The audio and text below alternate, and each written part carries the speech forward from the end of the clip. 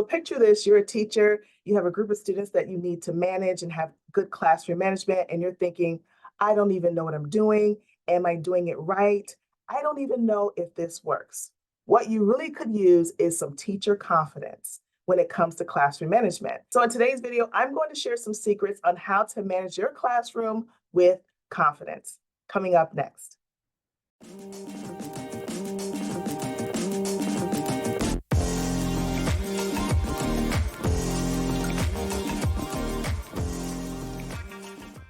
Hey, teacher friends, Michelle Holiday here. I am a behavior strategist, and I coach, train, and consult teachers, schools, districts, and youth organizations on how to manage their classroom and their learning environment with less stress and less struggle. And in today's video, we're talking about the secrets to teacher confidence when it comes to classroom management.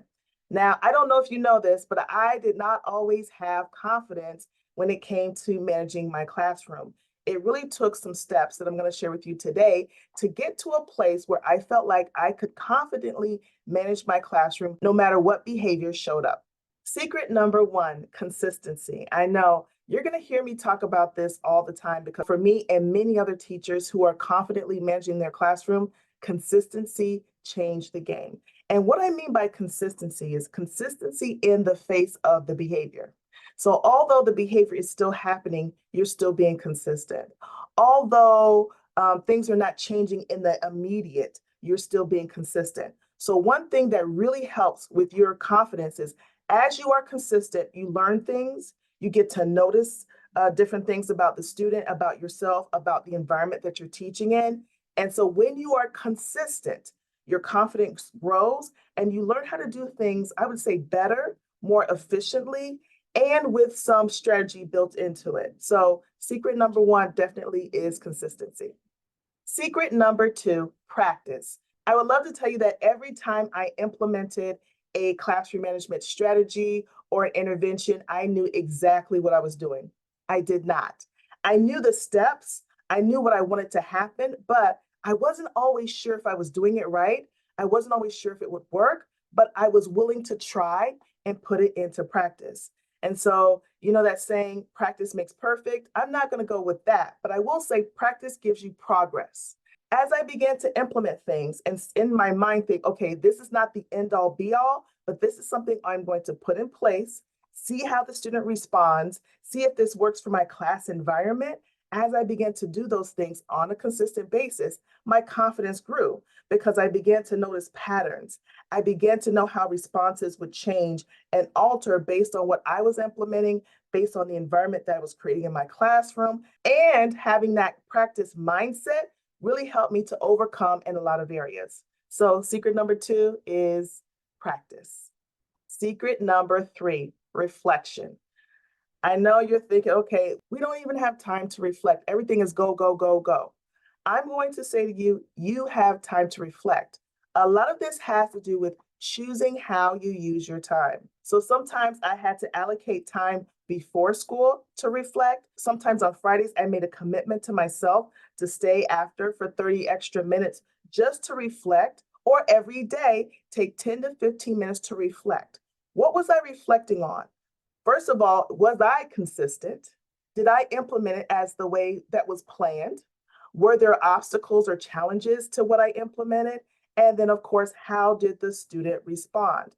And oftentimes I would take the small changes and I saw how the small changes added up to big change. So I didn't always feel like, oh my goodness, I implement this one thing and boom, this big response happens. I've learned that a lot of times little changes add up to big change.